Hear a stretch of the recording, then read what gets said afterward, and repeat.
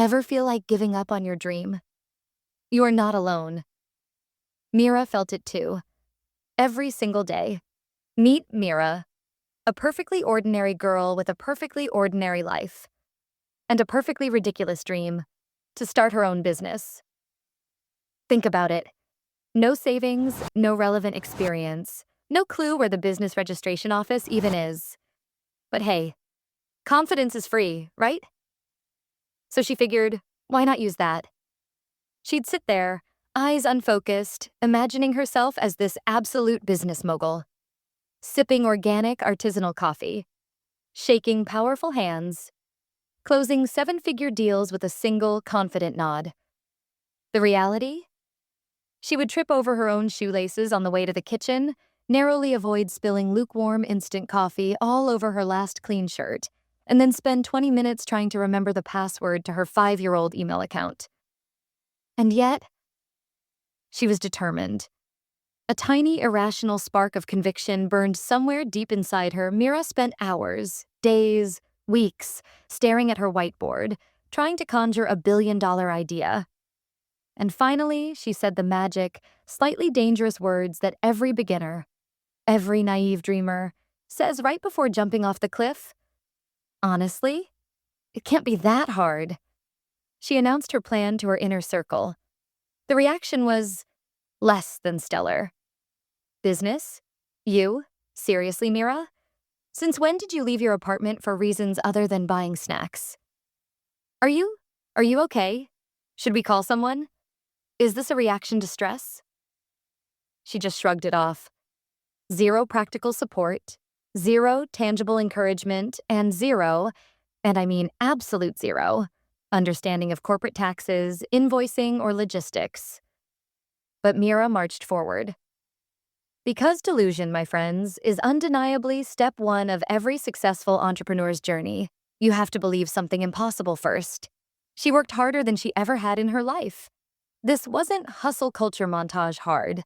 This was, I might actually be losing my mind. Hard late nights bleeding into early mornings. Enough cheap burnt instant coffee to keep a whole stable of horses awake for a week.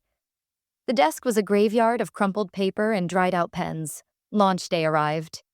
Her first customer? Not even her supportive, well-meaning mother. Her mother just sent a text asking if she'd remembered to eat vegetables that day. Zero sales. Then the cruel clockwork of reality began. Bills showed up faster than customers. Expenses, those sneaky little demons, multiplied like rabbits in the night. The profit margin was so thin, you couldn't see it without a microscope. I hate this. I hate spreadsheets. I hate the color gray on my balance sheet. She cried. Not a gentle movie montage sob, a messy, full-body, why am I doing this cry. She questioned absolutely everything. Why did I think I could do this? Why didn't I just stick to my old boring job? Why didn't I just become a plant? Plants don't have to pay bills. They just need water and sunlight. I want to be a houseplant. She went to bed with tear-stained cheeks and the hollow feeling of failure settling deep in her bones. The next morning, there was no magic. No sudden flash of inspiration. Just tired eyes, stressed shoulders, and a definitely broke bank account. But something shifted. Amidst the chaos and the exhaustion, Mira made a new rule. A promise to herself that had nothing to do with perfection or success, and everything to do with momentum. Okay, new rule. I will do one thing for the business every single day, even if it's so microscopic that it feels like I'm cheating. One step. Day 1. She learned a new concept about social media marketing for a solid 5 minutes, then immediately forgot half of what she watched. Still, it was one thing. Day 2. She tried a logo redesign. It didn't quite work out. It didn't just fail. It exploded, an absolute literal glitter explosion that took an hour to clean up. But the design was done. Day 3. She retook product photos 17 times. The light was wrong, her hand was shaky, the cat was involved. 17 imperfect photos, but they were uploaded. Day 4. She posted the photos online. Silence. A terrifying, absolute silence. 0 likes. Then a notification popped up. 1 like.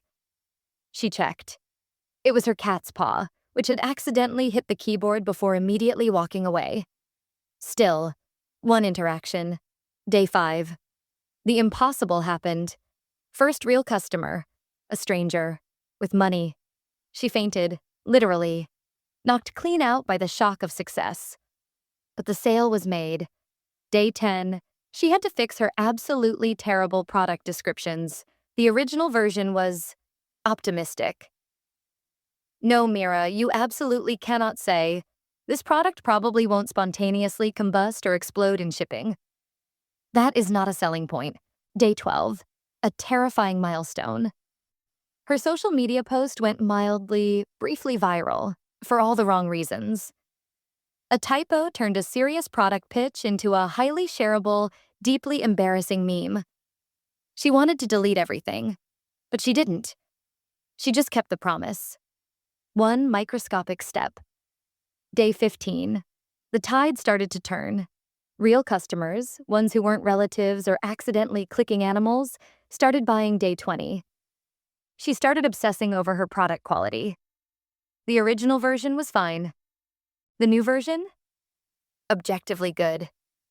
Day 30. Mira looked at her own work and realized she was actually getting good at this. She wasn't an expert, but she was competent. Weeks of small, embarrassing, exhausting, microscopic steps added up. It was the compound interest of effort. But still, the doubt remained. It never truly goes away. Why am I doing this? Am I insane? Am I just delaying the inevitable failure? And yet, she kept going. She took the next microscopic step, even when it felt pointless. That's when she started to realize something fundamental. Progress doesn't need perfection. It needs consistency. Showing up every day, even when you're tired, is the real breakthrough. First, repeat customers started appearing. Then encouraging messages in her inbox. Then a mentor, a real, successful person, gave her one small, actionable tip. Try adjusting your shipping provider. It will save you 40 cents per package, which adds up. Boom, breakthrough. It wasn't a magic formula. It was 40 cents, saved by a single tiny act of research. But it was momentum. Her workflow improved. Her product improved. And slowly, her confidence grew to match the delusion she started with. Finally, the big day. A proper professional new launch, new products, new confidence. This time people didn't laugh. They bought. And they bought fast. Oh, people like my stuff? What do I do? I wasn't prepared for success. I only prepared for crying and eating microwave noodles. But she handled it. She fulfilled the orders, responded to the reviews, and kept the new rule. 1 microscopic step every day. Every failure she'd had, every doubt, every tiny step. From the moment she spilled that coffee to the moment she hit send on her first invoice, was worth it. Mira became a business owner. Not because she was born with the perfect plan, or because she was a genius, or because she had a big, perfect starting budget, but because she kept going when everything, including her own brain, screamed, "Give up." Small, consistent steps create the biggest, most undeniable victories. So I ask you, ever feel like giving up on your own ridiculous dream? Mira did too. But she took one tiny step anyway. She kept going when everything screamed, "Give up." Because progress doesn't need perfection, my friends. It needs consistency. That's the one and only secret. So tell me right now, what's the one tiny, microscopic, embarrassing, maybe even pointless step you're going to take today to move closer to your own ridiculous dream? It could be 5 minutes of research, 1 email, or simply tidying your desk. Stop scrolling. Stop thinking. Just do it. Comment below. Let me know your microscopic step. And I'll see you in the next one. Go get started.